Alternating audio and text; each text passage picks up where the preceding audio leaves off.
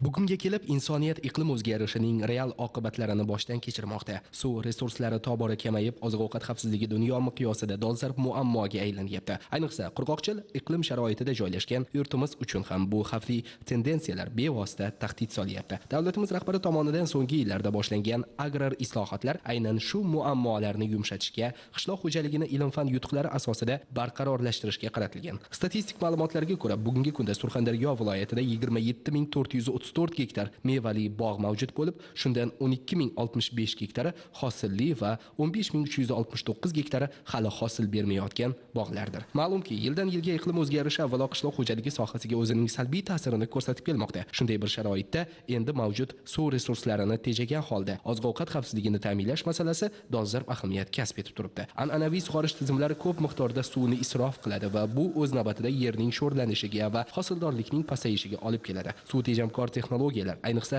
tomchilatib sug'orish bu muammolarni hal qilishda muhim rol o'ynaydi. Biroq viloyatda hozirgi vaqtda ushbu texnologiyalar faqatgina umumiy sug'oriladigan maydonning 14% qismini qamrab olgan. Hammamizga ma'lumki, bugungi kunda suv bilan bog'liq muammo nafaqat O'zbekistonda, balki butun dunyoda kuzatilyapti. O'zbekistondagi foydalanilayotgan hozirgi qishloq xo'jaligidagi yoki ichimlik suvlarimizning 80% transchegaraviy daryolarda hisobiga to'g'ri keladi. Bu nima deganiki, biz foydalanayotgan suvimiz 80% boshqa davlatlarda shakllanib, bizning davlatimizga kirib keladi. Muhtaram yurtboshimizning tashabbuslari bilan suvchilar maktabi tashkil etildi. Ushbu suvchilar maktabining asosiy vazifalari nimalardan iboratki, aynan bugungi kunda qishloq xo'jaligimizda ta'kidlab o'tishimiz kerakki, zamonaviy qishloq xo'jaligimizda suv tejamkor texnologiyalarning asosiy vazifasi, o'rni, ahamiyati nimada ekanligini amalda isbotlab berish. 2023-yilda suvchilar maktabi bilan dastlab butun hududlar bo'yicha fermer xo'jaliklar bilan davra suhbatlari, seminarlar, ko'chma suvchilar maktabini tashkil qilib, 10 mingdan ortiq respublikamizda fermerlar bilan bir kunlik qisqa kurslarni tashkil qildik. Bundan asosiy ko'zlagan maqsadimiz bugungi kunda fermerlarimizni zamonaviy sug'orish tizimlaridan foydalanish bo'yicha qanday kamchiliklar bor, qanday muammolar qiynayapti.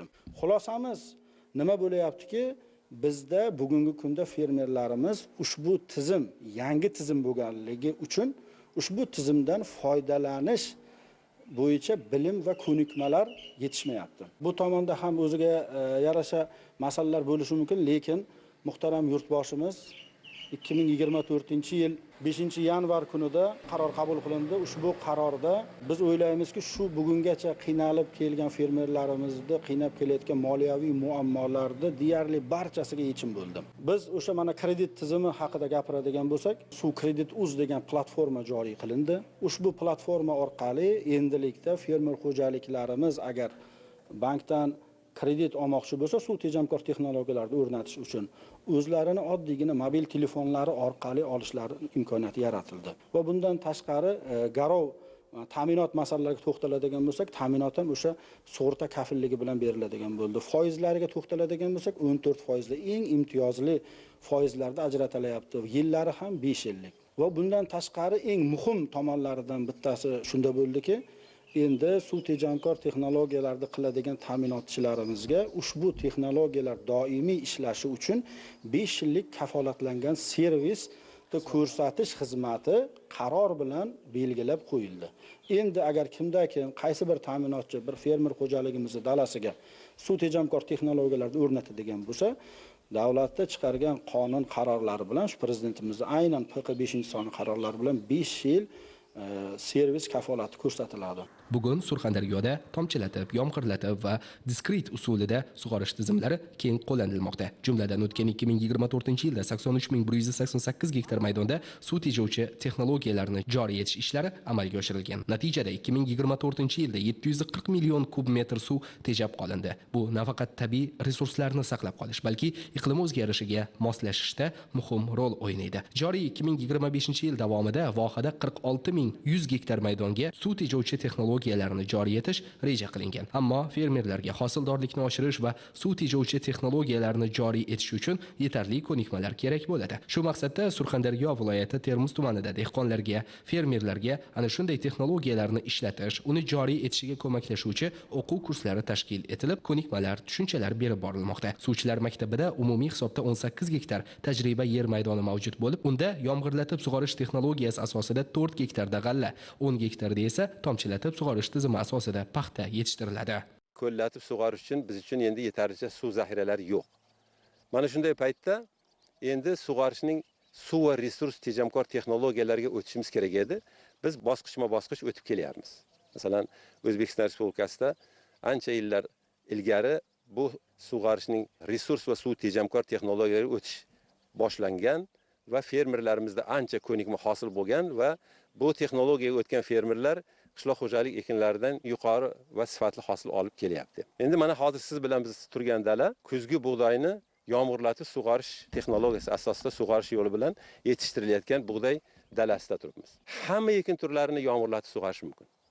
Chunki yomg'irlatib sug'orish texnologiyasi shunday yaratilganki, bu texnologiya masalan kuzgi bug'doy, beda yoki bo'lmasa don dukkakli ekinlar, g'o'za ekini va hattoki bog', sabzavot ekinlari uchun o'ziga xos o'sha texnologiyaning ishlab chiqilgan, bular o'zlariga xos gidrantlar o'rnatiladi, nasosniy stansiyasi, suv havzasi va bundan kelayotgan suvlarning o'sha yomg'irlatib sug'orish uchun qo'yilgan statsionarmi, o'sha sprinklerning holatiga o'rnatilishiga bog'liq narsa. Bilamizki, O'zbekiston dehqonchiligida, ayniqsa Surxondaryo dehqonchiligida bizning iqlimimiz keskin kontinental.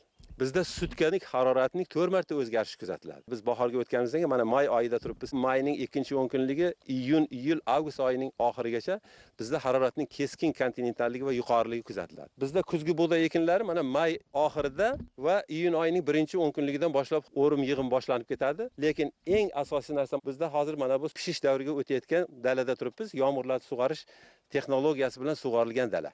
Bu boshoqlarning ko'p bo'lishi, hosilning ko'p bo'lishiga juda ham katta yordam beradigan bitta jihati. Bug'doy shunaqangi biologik jihatdan ekinki, bular gullab, changchi bilan urug'chi ekalasi, bular urug'lanayotgan davrda juda katta issiq bo'lib ketsa, masalan 25 gradusdan oshib o'tgan paytda bular changlanishi juda ham susayib qoladi. Masalan 25% dan 50% gacha changlanmasligi mumkin. Agar iqlim harorat keskin, mana bugun masalan 30 gradusdan oshiq harorat kuzatilyapti. Qaysidir bir dalada agar changlanish fazasi ketayotgan bo'lsa, u yomg'irlatib sug'orilayotgan dala bo'lmasa, unda juda qiyin.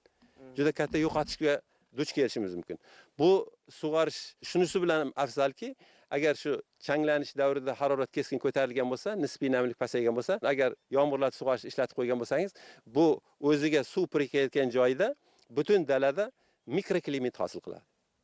O'sha haroratning 20 gradusga 25 gradusdan oshib ketishiga yo'l qo'ymaydi, nisbiy namlikning pasayishiga yo'l qo'ymaydi va u bug'doy bemalol changlanib 100% boshoqlar donga o'tirishi mumkin. O'sha eng ehtiyot bo'ladigan davri changlanish davri, sut mum pishish davrida bizda haroratning keskin ko'tarilib ketishining oldini olish, buni yumshatishda yomg'irlatib sug'orish g'alla ekinlari uchun eng qulay va eng zo'r texnologiya deb hisoblayman.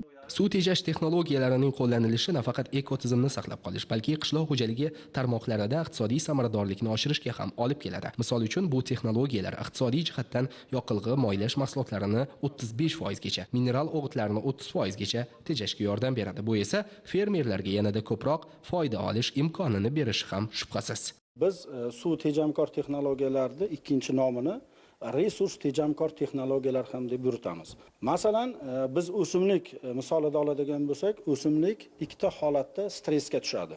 Bitta holatda suv vaqtida yetishmaganligi uchun, ya'ni suv yetishmovchiligi natijasida, ikkinchisi o'g'it yetishmovchiligi natijasida. O'simlikka suv berish jarayonida suvni oz bersak ham o'simlik stressga tushadi, uni ko'p berib yuborsak ham o'simlik o'z-o'zidan stressga tushadi. O'simlikda stressga tushishi nima holatga olib keladi desak, o'simlikda stressga tushishi, o'simlik o'zini shu meva berish yoki hosil berish holatini yo'qotib, o'z-o'zidan o'zini jonini saqlab qolish, faqatgina o'sibgina qolish funksiyasida qoladi. Ya'ni biz shu paxtani oladigan bo'lsak, shonalarini tashlab yuborish yoki daraxtlarning hosillarini tashlab yuborish holati bu hayotda kurashuvchanlik jarayoni ketadi. Endi zamonaviy sug'orish tizimlari mana shu narsani aynan ilmiy asoslangan holatda dalada qancha suv, qancha o'g'it berilayotganligini imkoniyatini yaratib beradi. Masalan, siz dalangizga qancha suv berilayotganligini va bitta o'simligingiz qancha suv iste'mol qilayotganligini tomchilab sug'orish yoki yomg'irlab sug'orishsiz buni hech qanaqasiga o'lchash mumkin emas. Chunki dalada shudgorlab sug'oradigan, egatlab sug'oradigan bo'lsangiz, dastlab o'sha egatni boshidan toki oxirigacha bo'ladigan jarayonda egatni boshida juda ham suv ko'p, namlanish ipuralari 1 metr, 1,5 metrgacha bo'lib ketadi. Oxirida esa bu qandaydir 15-20 sm bo'ladi va dalada hosillar har xil bo'ladi. Terimlar vujudga keladi. Paxta misolida oladigan bo'lsak, birinchi terim, ikkinchi terim, uchinchi terim degan narsalar bor. Fermerlarimiz juda ham yaxshi biladi bu narsani birinchi terim bilan uchinchi terimdagi narxlarning tafovutini. Endi o'simlikka bir xil me'yorda suv beradigan bo'lsak, bir xil ozuqa beradigan bo'lsak, bir xil parvarish qiladigan bo'lsak, demak o'sha hosildorligimizdan faqatgina birinchi terim bo'ladi. Ya'ni eng narxi baland bo'ladigan terimlar hisobiga bo'ladi. Va xorijiy tajribadan ko'rinib turibdiki, agar biz an'anaviy tarzda yondashadigan bo'lsak, an'anaviy tarzda o'simliklarimizni bir xil nazorat qila olmaganimizni hisobiga hosildorligimizni umumiy nazoratni yo'qoladi. Suv tejovchi texnologiyalardan foydalanish bizda bugungi kundagi eng dolzarb muammomiz. Biz bu narsaga o'tishimiz kerak. Maktabimiz mana shu narsani bilimini o'rgatadi. Tomchilatib va yomg'irlatib sug'orish tizimlarini ishga tushirish va ulardan samarali foydalanishda zarur bo'ladigan texnologik bilimlarga ega bo'lish nihoyatda muhim. Olingan qimmatli ma'lumotlar esa fermerlar va qishloq xo'jaligi mutaxassislariga bu tizimdan to'g'ri va samarali foydalanishda muhim bo'lyapti. Bu hozir 12 gektar joyini yomg'irlatib yoki bo'lmasa tomchilatib sug'orish uchun mo'ljallangan katta sistema. Eng yaxshi ijobiy tomonlari shundaki, suvni 2 va undan ko'proq barobar tejab qolish imkoniyatiga egamiz. Masalan, hozir 1 gektar maydondagi bug'doyni bir marta sug'orish uchun 1000 yoki 1200 metr kub suv bilan sug'orayotgan bo'lsa, dehqonlar oddiy gorizontal sug'orishda. Hozir yomg'irlatib sug'orishda 280-320 metr kub suv bilan bemalol uni sug'oryapti.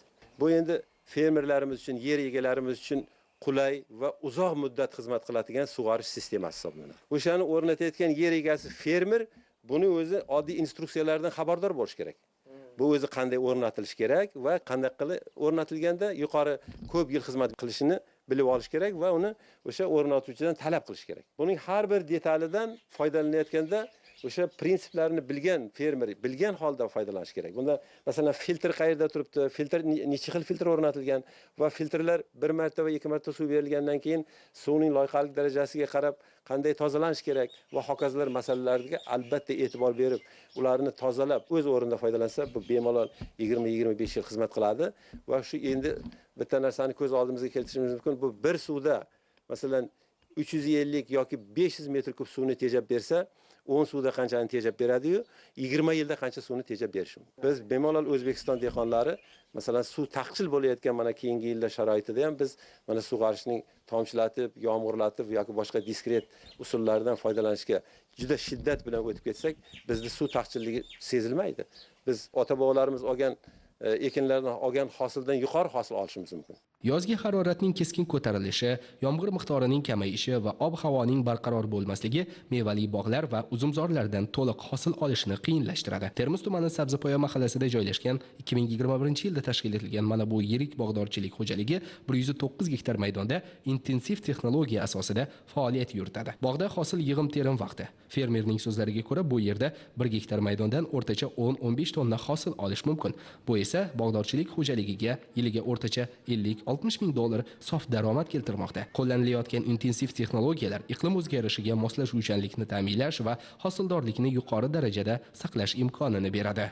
Bugungi kunda iqlim o'zgarishlari va suv resurslarining kamayishi qishloq xo'jaligi uchun eng katta tahdidlardan biri bo'lsa-da, yangi texnologiyalar va ularni to'g'ri qo'llash orqali bu tahdidlarga qarshi samarali kurashish mumkin. Shu bilan birga ekologik barqarorlikni ta'minlash va oziq-ovqat xavfsizligini oshirishda ham ularning o'rni muhim. Bu yondashuvlar kelajakda iqlim o'zgarishining salbiy oqibatlariga qarshi kurashish uchun zarur bo'lgan eng muhim vositalardan hisoblanadi.